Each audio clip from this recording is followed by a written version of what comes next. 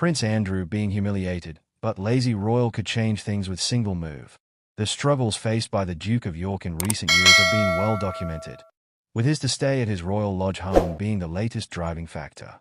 In line with King Charles' plans to downsize the monarchy, Prince Andrew was offered a move from his mansion to nearby Frogmore Cottage, which was recently given a £2.4 million facelift by Prince Harry and Meghan Markle.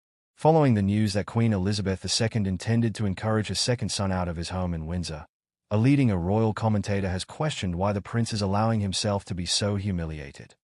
Speaking to OK, former BBC royal correspondent Jenny Bond questioned, "I wonder why he is allowing himself to be so humiliated."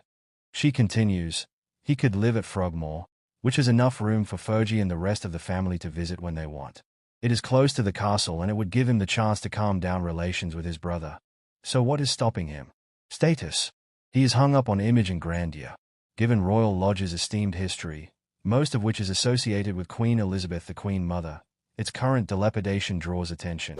Something Jenny suggests might have compelled the late Queen to contemplate alternatives, as she adds.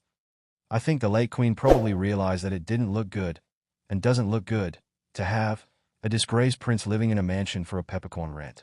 Andrew was very much in awe of his mother and would have obeyed her if she had put her foot down and asked him to leave. Charles's big squeeze on his brother has been a long time coming and his patience has run out. It is interesting that the Queen was apparently of a like mind.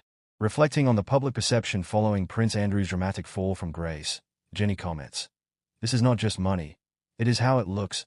An idle and disgraced duke swanning around on his horse, watching aircraft taking off or landing on a big screen and driving his Range Rover about his sizable estate with no visible means of income except what his mother, and now his big brother, choose to give him. It's not a good image." It's been widely reported that the plan was for the Duke to move from Royal Lodge to Frogmore Cottage, which was left vacant by Prince Harry and Meghan after they spent £2.4 million on renovations.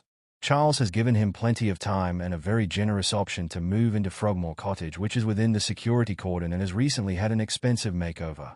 Yes, that's just the cost of the renovation, far, far more than most people dream of having in their entire lifetime. And yet he seems to think it is beneath him. What's the answer? Earn his living. But the reputation of the monarchy is at stake, and Andrew has shown profound lack of judgment, at the very least, over his friendship with the convicted late pedophile Jeffrey Epstein. Can he be trusted to show any judgment over the kind of work he might undertake to provide an income? Since 2004, Andrew has resided at Royal Lodge on the Windsor estate, which he now shares with his former wife Sarah Ferguson. Before he moved in, it was a much-loved retreat for Queen Elizabeth, the Queen Mother.